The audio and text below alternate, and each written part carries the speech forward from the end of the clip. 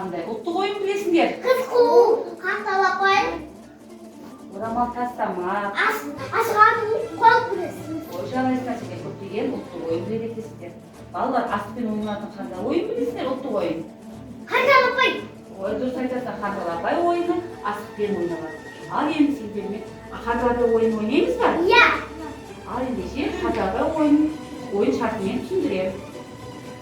Асықтардың көптеген асықтар мен қоржында көптеген асықтар бар. Оның ішіне қызыл асық саламыз. Қызыл асық хан асығы деп аталады. Хан асығының 4 жағы болады. Бір алшын түскені ол сәттілікке жориды. Ал қырымен түскенді тайпы деп аталады. Одан кейін бүк, шүк деп аталады. Ал енді мен көптеген асықтарымды ортаға тастаймын.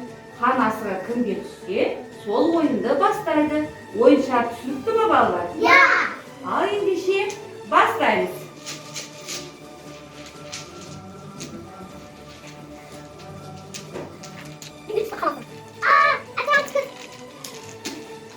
Ал ендеше балалар, асықтарыңды алдарыңа тізіп қойыңдар. Хан асығы кімге түсті? Абдрахман. Ой, жарайсыңдар. Ал енді қанталапай ойынын Абдрахман бастайды. Ал енді қанталапай ойынын бастаймыз. Хан асығы Абдрахманға түскен еді. Ендеше ойынды Абдрахман бастайды. Ал ендеше бастайды. Жарайсың Абдрахман. Досымжан. Ой, жарайсың. Жарайсың досымжан. Келесі Рамазан. Жерден. Жарайсыңдар. Алдияр. Жарайсыңдар. Ал ендеше қанталапай ойыны аяқталды.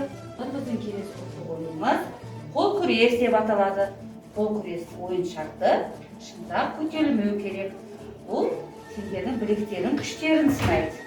Ал ендеше қол күрес ұлттық ойын ойнауға дайынсыңдар ма? Иә. Ал ендеше Алдияр мен Досымжан. Көрейікші кімнің күші көп екен? Дайынсыңдар ма? Иә.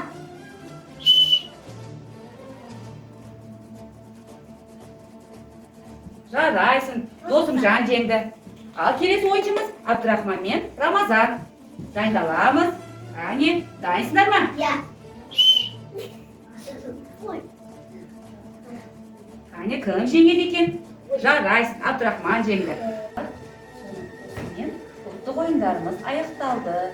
Белсене қатысқандарың үшін рахмет.